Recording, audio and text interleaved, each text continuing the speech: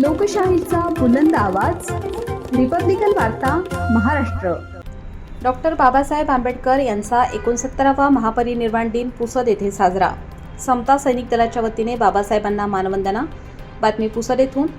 भारतीय घटनेचे प्रमुख शिल्पकार भारतरत्न डॉक्टर बाबासाहेब आंबेडकर यांचा 69वा महापरिनिर्वाण दिन पुसद येथे भावपूर्ण वातावरणात साजरा करण्यात आला। पुसद शहरातील मध्यवर्ती ठिकाणी असलेल्या डॉक्टर बाबासाहेब आंबेडकर पूर्णाकृती पुतळा स्मारक येथे प्रज्ञापर्व समिती 2025 व समाज बांधव यांच्या वतीने अभिवादन सभेचे आयोजन करण्यात आले होते।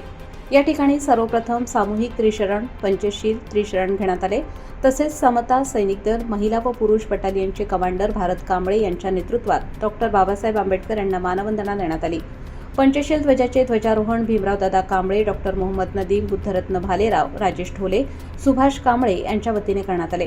प्रज्ञापर्व समितीचे अध्यक्ष मिलिंद जाधव यांच्या वतीने भावपूर्ण पुष्पांजली अर्पण करण्यात आली। प्राध्यापक जनार्दन गजभिये यांनी महापरिनिर्वाण दिनानिमित्त गीत सादर केले। या कार्यक्रमाचे सूत्रसंचालन ॲडव्होकेट पद्माकर विघ्ने यांनी केले।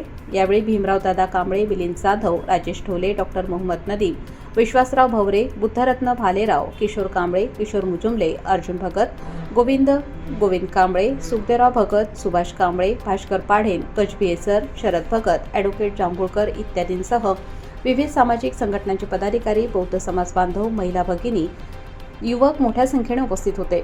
रिपब्लिकन वार्ता न्यूज महाराष्ट्रासाठी विदर्भ उपसंपादक राजेश ढोले, यवतमाळ।